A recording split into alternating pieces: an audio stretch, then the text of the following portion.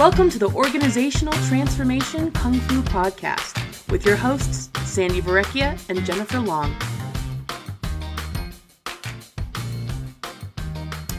Welcome to Organizational Transformation Kung Fu, a podcast where we like to talk about organizations and the different strategies and tactics that they need to take to be better. And we like to call it OT Kung Fu for short, which is really around the discipline, the Kung Fu discipline of practice and patience in order to make change actually happen.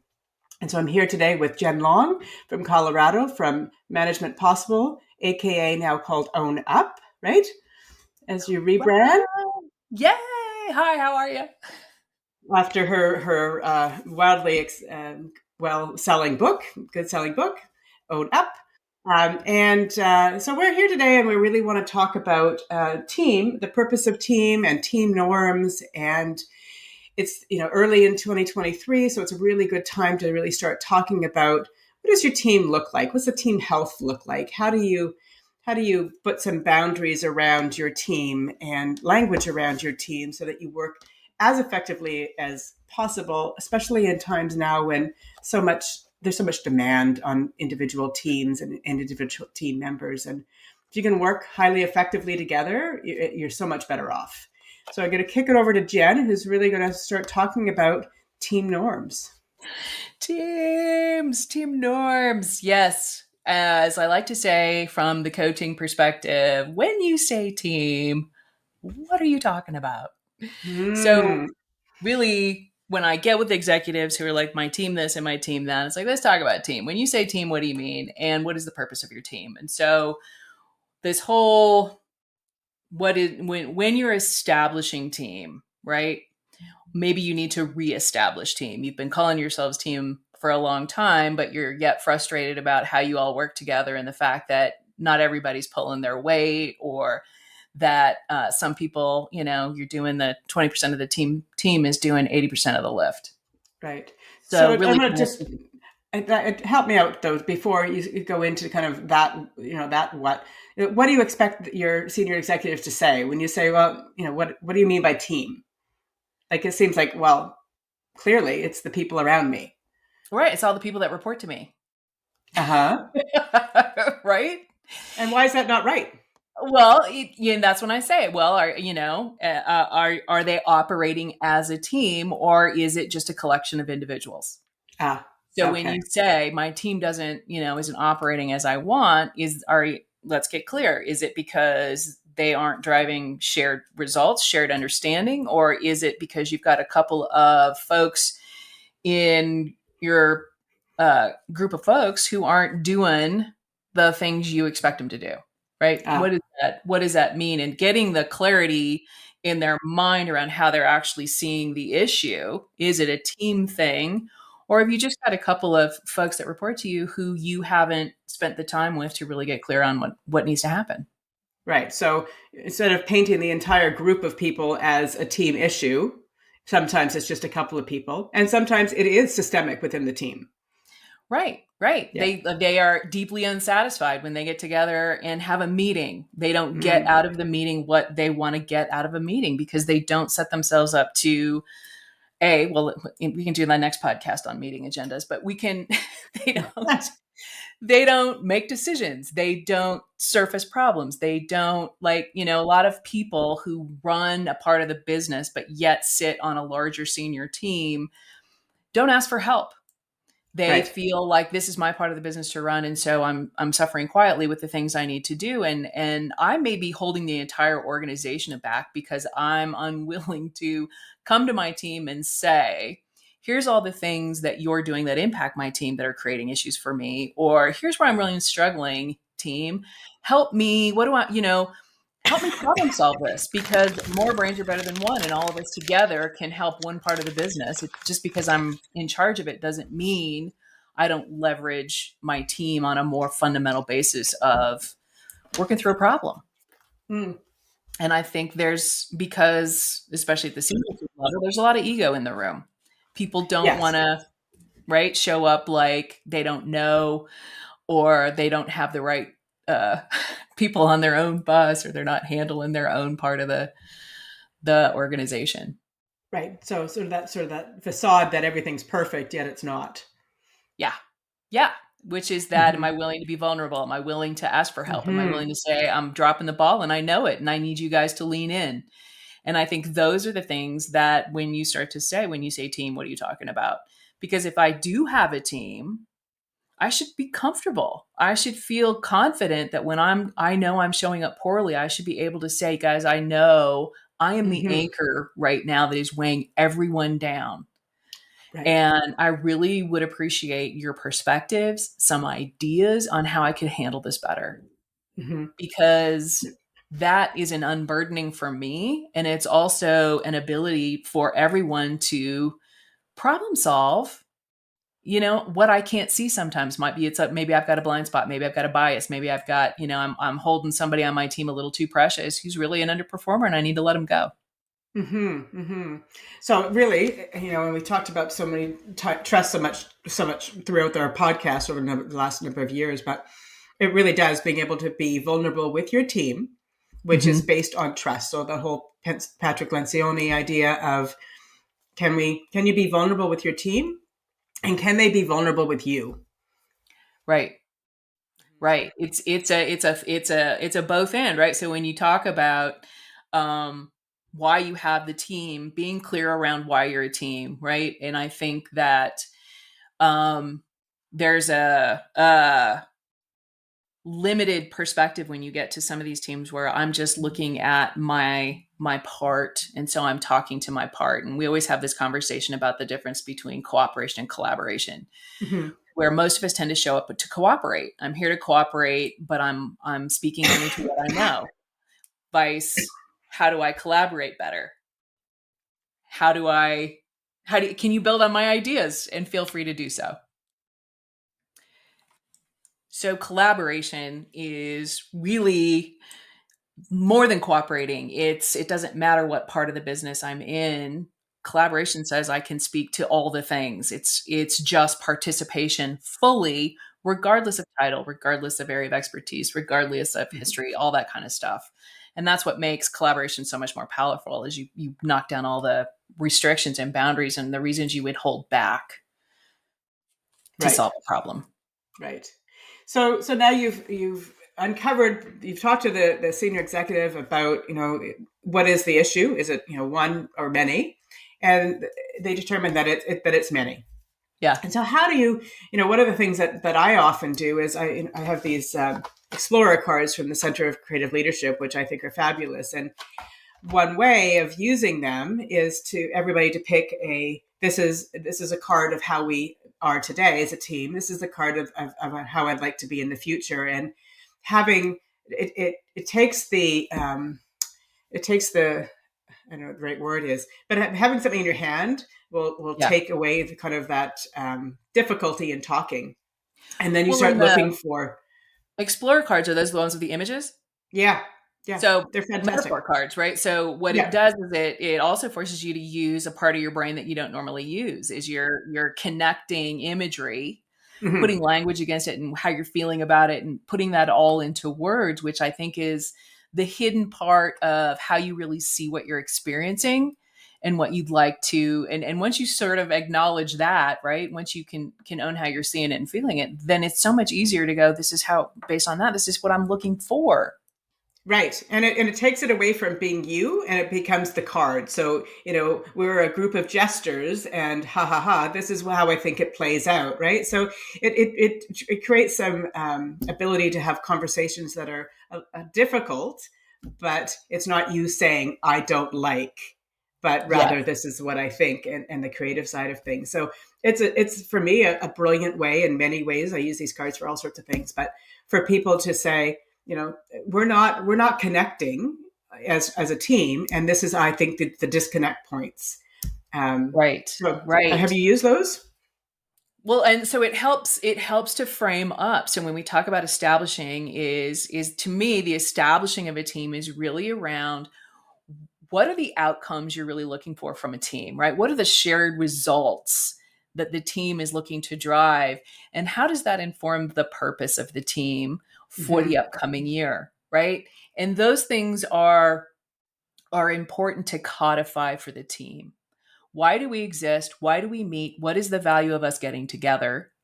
What is it we do together that we can't do by ourselves to drive these results? And those results should be based on that collective, not just HR, you're doing this, operations, you're doing this, right? It's not this, it's how are what's the intersection of all that's giving them purpose as a group Right. that makes those team meetings should be compelling. Right. And you're right. You could do a whole entire session on agendas and lack thereof and purpose of meetings and things like that. But so how, when you're working with your teams then, Jen, how do you determine what the purpose is? Like the why of the team? What sort of tips and tricks do you have to get people to really tussle that out? Right, is to ask those key questions. But I find that it's easier to think about it because when you say, well, what's the point of you, right? What's the point of you guys all getting together? Why are we spending this money to have all of you in this room at one time? What is that Hmm. about? Those are some of the questions you can ferment, but I think it's easier for them to think about it from a time bound perspective. What is the point of you guys for 2023? Okay. Why do you meet as a team? What are you doing for the business this year? Hmm. And I think that helps them start to understand what the purpose of a team is because sometimes you don't need a team. And so so HR, for example, they're going to have their team. They're going to have a purpose of a team. And they're also going to intersect and work with the operations team. Should they be getting together with the operations team and having the same conversations, or are they individual teams based on function? Well, I think it's teams of teams, right? And Mm. as a team, you have to be very clear on what your purpose is and who your stakeholders are, right? Which helps you start to understand because I think sometimes teams are too inclusive, right? In the name of inclusivity, we've got all these voices in the room, but then of You have course to we invite can't get everyone. anything done and we can't make decisions because we have so many perspectives. So Hmm. in our last podcast we talked about strategy. How are the teams in service of the strategy? How are you structuring your teams in service of a strategy? Yeah. And teams really are most effective when they are 5, 7, 10 people. Yeah. Maximum 10, right? Eight's Right? the sweet Maximum spot they 10, talk about. you get bigger than that, it starts to become cumbersome, difficult, takes forever, meetings fall apart, people aren't consistently at them, right? All that drama ensues. And so Hmm. if you're tight on why you're there and if you're compelling and clear in what you do when you meet, it becomes important that you're always in the meeting, right? That you get if when you've got a high functioning, high performing team, they're going to make decisions, and you have to trust they're going to make decisions at the meeting you can't show up at. Right. I think, And that the key to that though is people are at choice then. If you're clear on what is going to happen at that meeting, if you're invited, you can be at choice not to go if you think that you're not going to add value to that team meeting, right? So it's uh, that whole sense of you don't have to be at every single meeting just because you're invited. You don't have to be back to back meetings all day. And you hear that all the time. It's like I'm running from meeting to meeting. And thankfully, we're Zooming most of them. So you're not really running, but you're also right. not getting off your rear end Right. the entire But day when either, you miss right? the meeting, it means the team moves forward without you and you're committed because you're a team player regardless, right? So this goes into the team Yeah. norms is really getting clear on just because you've missed a meeting and maybe you've got high stakes in something. If you don't have a norm around you send your thinking in advance or you send your Hmm. thinking with a representative, right? Because it's that important that your voice be in the room, or you take whatever decisions the team makes. And you You act don't with have one to go to voice the next after. meeting and drag it all back up because you missed Yeah. it. Yeah, yeah, that's a really important norm that says, once a decision's been made, the decision's been made, and whether regardless of who's in the room. Right. And Yeah, that level of team commitment demands a high level of trust that trust. those teams have your back, right? That they would not make a decision that would impact you in such a way, right? So that those are why the norms have to be there Hmm. because we are all busy and we're not all on just one team. right? Yeah. We could be on multiple teams based on project work, based on, where we sit in an organization and what we're trying to do. So understanding what it means to be a good teammate on each team and what I can expect from my teammates on each team. That's why the norms have to be made crystal, because Right. if I'm going to hold people accountable, if we're going to move forward, if we're going to be a performing team, we can't do it without norms. No. No, right? Because then we all assume. We all assume, and we know what happens when we assume. It's never ever good. So I assumed we were playing football. I'm dressed in my pads, in my helmet, and that's you're right. playing soccer. Yes. Yes. Exactly. One of the exercises I'm just doing with a team, we set the norms back in September, October. As a beginning of the year exercise through our coaching, I'm asking them to reflect on the team purpose and how they fit and are contributing to it, and then to rate themselves on how they are across the team norms as a level setting for 2023. So there's the collective team, but everybody's an individual team contributor around those norms. And are you doing the best you can, or are there areas that you're not doing so well? And that's been a great conversation about, I'm doing this, I'm doing that, I think I'm doing all of that, but I don't think I'm doing these ones really well. And these are the things I want to focus my attention on. Yes, yes. One of the best things I love, and there's a lot of team kind of models out there, and the one Sandy and I have worked with, that we've talked about in earlier podcasts, is the 5 behaviors, right? So the 5 behaviors model is a great model around team behaviors, around team norms, to say this is how we're going to roll. But there's also another model that I like to use, which is Peter Hawkins' 5 disciplines of a team. Mm-hmm. And one of the disciplines that I think is critical is learning. What are we learning from our teaming, right? Mm-hmm. And he's very explicit around team. Team is a noun. Teaming is a verb. Verb. Teaming is what you do. Teaming are the behaviors. Teaming are the norms. And you have to, at the end of your team sessions, take the time to self-reflect Yeah. as a team. Yeah. What is working for us? What is not working for us? So that the team norms become very functional team norms. And those might change year to year based on purpose and how you're working together. Mm-hmm. Or you get 2 new people on the team and you need to revisit and you need to learn. And what is the impact of the shift of team players? Yeah, no, absolutely. And I totally agree. I always encourage my teams to have on their agenda, have their team norms in there somewhere. So again, it's not like the strategy document that we've talked about in other ones where it sits in a drawer. Right. It's all of these things that you take your time to build and you take your time to have these conversations around, and we painstakingly choose our language. And then you don't revisit them again because you're off to the races of doing something else. And I think Right. that is the downfall of so many of the things that we do in organizations, and teams are no different. You get busy and you get busy being busy, and you forget about the nature of team or teaming being Yeah. kind of that underpinning voice, if you will, or the what holds you together. Yeah, there are And always so, rules and structure, right? Team, yeah. like, think of it from a game perspective, Mm-hmm. because that's the whole analogy of team, right? Is a gaming container. Games have rules, games have structure. And when you onboard people into a team, they have to understand how to play. They have to play the game. And if they don't know the Absolutely. rules, they don't play well. And then they're annoying. And then you don't want them in there. Yeah. And really, it's not their fault because they had It's no idea what not. the rules were in the first place. So absolutely, onboarding and having norms when you're onboarding is critically important. Yet, I don't know, Jen, how many teams? Well, probably because you're dealing with them all. But do you start working with that actually have team norms, like on a None. percentage? Very few. Zero. Yeah. Zero.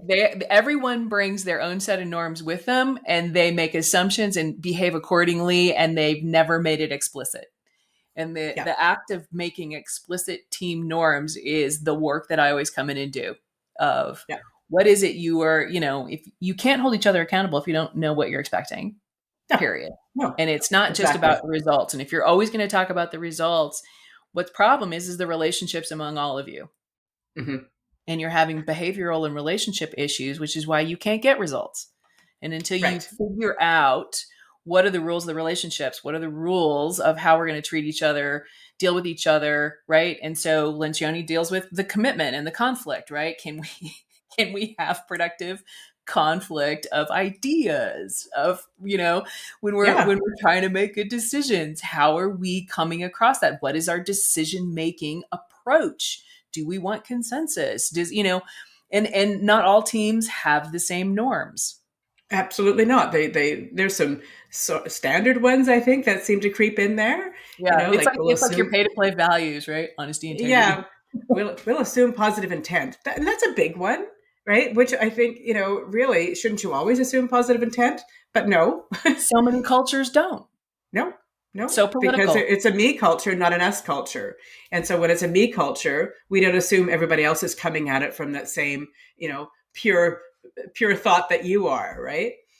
Well, yeah, and if you're on a team that's a high stakes, high profile team to do some kind of project, to do some kind of thing, the politics gets in the way Hmm. because people get worried about how they're showing up versus your team's only as good as your worst player. Yeah, yeah. I was reading the Leadership Challenge. I don't know if you've read that book Oh or yeah. not. Um, and it's one of the things that they talk about is larger projects are a really good sort of benchmark for how you're going to behave. So if you have an opportunity as a team to work through a project, that's a great way to show how well you're going to lead or be leadership kind of savvy within it. So you think about when you start a project, you think about what the end result is. So you're like, how are we going to team in 2023? You think about what those milestones are. You think about, how are you going to engage with one another on for that particular project. So all of these pieces, but it's bound by a project as opposed to bound by just being a team and working together Structure. on a multiple of things. So I thought that was a bit of a fascinating thing to say. If you were a team, how would you approach this team if it were a project? Yeah, and I think that is a great framework because it liberates people of all of the structural politics and Hmm. power structures. And I think people get hung up in the power structure, titles in the room. Mm. And if you're in a structure and it's a team structure, the titles in the room can carry the conversation, can carry the decision making, can carry the weight and the bias around the direction the team goes. And that really undermines team experience depending on what the expectation of team is, right? Hmm. That if I'm on a team, do I always feel like I'm benched? I'm just there in name only. That's Or right. do I ever get to get on the field? This is that whole Gallup, do my ideas matter? And in a team environment, they should, Hmm. right? Everyone's got a voice in there and there's a reason you're there, which kind of goes to the team structure thing, right? When the establishing of a team, if you're doing a project team, if you're putting a red team together to go deal with something that needs fixing or addressing that's critical to the business, how are you constructing a team? And I think a lot of a lot of teams get built on people. I know this guy from Hmm. here and I know this gal from here, and I think these people could answer these questions, or they're the right person to put on the team based on the nature of the problem that we're solving. And not that that's good or bad, it kind of just is a way that teams get formed. But I think what gets overlooked a lot of times, especially if you're looking for any kind of long-term high performing team, is a team is really most effective when you look at it from a skill sets perspective. Yes. Yeah. What skills do I need? What kind of people do I need to achieve the objectives of this team? Hmm. There's that phenomena I think you and I may have talked about in the past, but of being seen, and those that get tapped are the ones that get seen more frequently, and in this new environment of people working from home and not being seen, there is a risk that the two or three or four people that are in the office all the time will get tapped for everything. And so as leaders, I think when they're starting to think about these team structures and who they're putting and the skills that they need, really need to think outside of those that they see, versus those in the organization, and getting clear on what they want and starting to look for those people and asking people in the organization who has these skills that we're looking for, because they may not be known to you, right? Exactly. Exactly. And so part of the exercise when I work with some executives on team and teaming and the structure of it is to think of what the outcomes are and what kind of skill sets they really, really need to be. Right. And Mm-hmm. do they have the skill sets and the people that are on the team? So is some of the frustration with my teams not working is you don't have the right skill sets. You're Yes. missing one completely, or somebody's trying to do it, but they're just not the right person. Right. Yeah, exactly. And be willing to have those conversations and be willing to change it up, right? If you don't have the right people on the team, you're not going to get where you need to go. So, be Well, clear up front. it's a seed for resentment, right? Because everybody else Yep. in the team will be having to pull that weight, Hmm. and they'll just Yeah, start going, "Why is this person here? Why do we gotta work around this person the whole time?" exactly. Right. And Exactly. and And we and don't that want that to happen. right, that's the team trust breaker, and that's the and we're all spending a lot of time dealing with that, and so that's where um accountability conversations are important and is important, so when Hmm. you're in the team in the learning mode, how often are you creating space for conversations amongst yourselves to say, here's the stuff that you do that really adds value, and saying that to everybody on your team, and Yep. here's the thing I struggle with you. Hmm. And can we go around the table and everybody say to me, Jen, here's the stuff we really have trouble with. Hmm. Because Yes, without getting then emotional, right? Well, yeah, but then I get, it's an eye opener. It's like, oh my God, I'm impacting everyone on this thing in particular, or I've got three things that I really need to work on as a teammate Hmm. because And it's impacting me. the beauty of having norms up front is that it makes these conversations a little bit easier, right? And so if um, being showing up on time and defining what on time means, is it that you've just arrived in and sat down and you've turned on your laptop, and is that good, or is it ready to speak first and things like that? But defining what that is.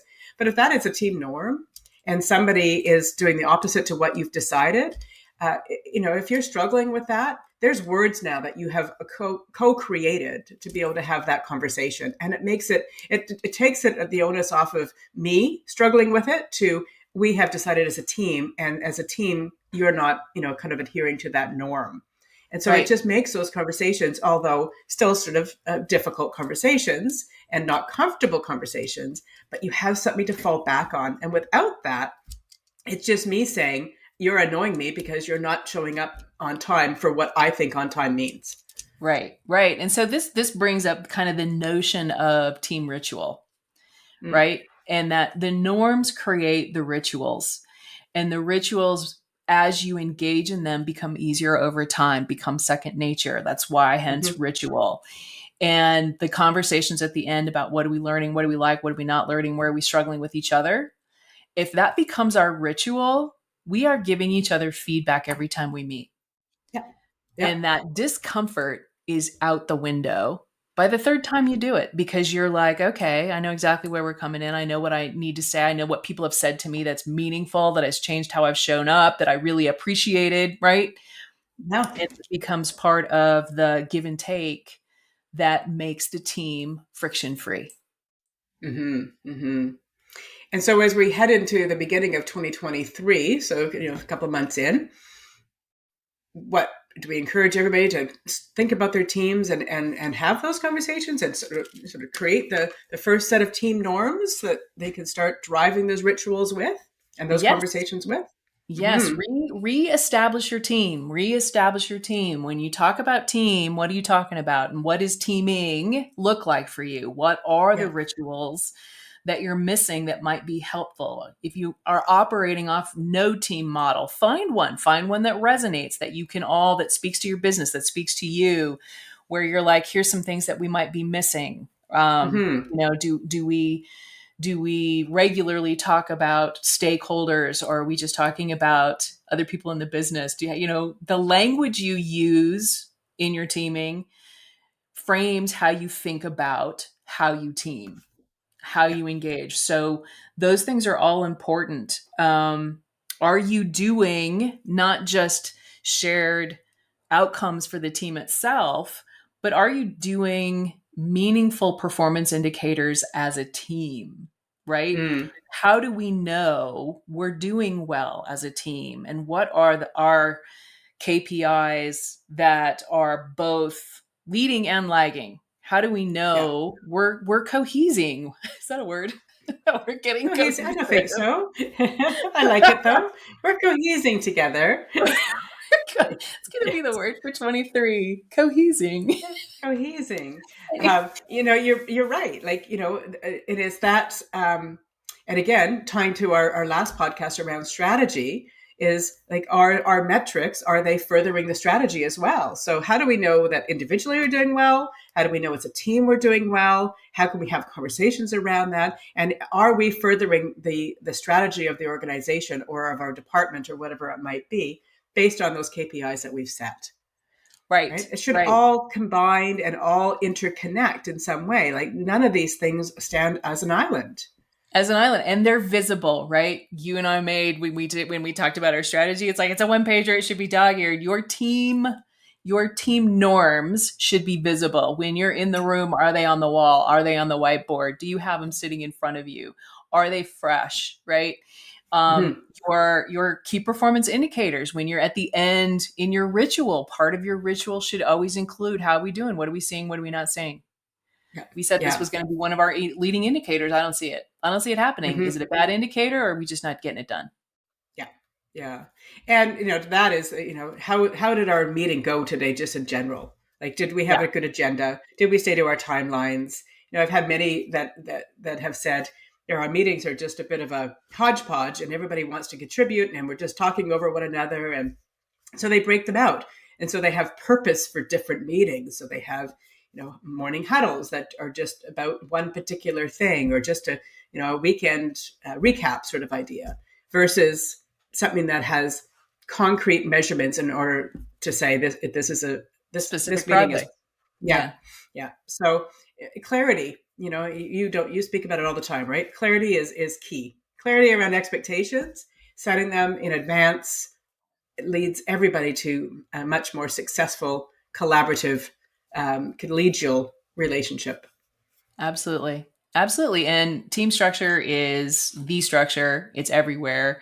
Mm-hmm. Um, so you're going to encounter it. So get good at it. And if you're on a team that's not good at it, get them on board, have the discussion and put it on the table. Don't just suffer a teaming experience that's not working because Yeah. you spend so much time dealing with those people. It's worth the effort, and it's a journey. So it's what's great about it is it's not like you have to get together and get it right the first time. You got to get together, talk about it, try it, look at it, move it forward, right? And Right. it's dynamic and it's messy, but it's well It's a worth. relationship. Yeah, it's a relationship. Relationships are messy, right? They Right. are 100% messy, and that's get good at. Embrace the suck, as Brene Brown would say. Yeah, exactly. So we're into 2023, spend some time on your team and defining what your team is, your teaming norms, revisit them. So create some rituals that give you space for talking about team. Are we doing well? Are we not? Individually, am I doing well? Or am I not? And creating space for that, and revisit it. It's not a one and done. Creating norms is not a one and done thing. It's really a living, breathing document, much like a strategy. And use it as an onboarding tool. Very effective onboarding tool to bring people along and up to speed earlier, so they don't have to guess what they're getting Exactly. themselves into. And see your teammates not just in their job roles, see them in their team roles. What skill set do they represent? Hmm. What is there based on who they are? How else do they contribute to the team? Some people are way more creative than others. Other people are way more pragmatic than others. That whole devil's advocate role. There's always Yeah. hopefully someone in the room who's asking all the wet blanket questions Yes, that get you exactly. to think, right? You've got to honor and understand what those roles are that everybody has so that you can lean in on that person on the things that they're really good at. and know what you're good at, know what your role is, not just your expertise. Yeah, and I think the other piece to that is that if it's not natural, name what the roles are. Role play those roles for a little while, right? So today, Jen, you're going to be the devil's advocate, right? We want you to Right. challenge us, and Right. it will become more commonplace as you play with it a little bit more. You're Jen. You're super creative. We really want to lean into your creativity today as we go through this messy problem, Yeah. Yeah. and We're going to and do allow brainstorming. people. So all the idea fountain people have to Yeah. be present. Yes, exactly. Now we're going to talk about numbers, and the rest of us can just not participate. Yeah. Who are the process people? Who are going to Yes, codify all the exactly. idea fountain people? Yeah, Yeah. So exactly. yeah. So if you haven't done anything with your team for a while, brand new year, great time to start thinking about what team looks like. You don't have to. It doesn't have to be the beginning of the year. Anytime is a good time to start thinking about what team looks like and your teaming norms and putting something on paper, something that people can kind of rally around, your rallying cry, if you will, and to be as successful as you can in terms of what it is you're trying to measure as a team. Exactly. Kung Fu. Time. Kung Fu. Discipline. All right. So I Excellent. guess that's it for us on teaming. And if you've got ideas, comments, whatever, we'd love to hear them.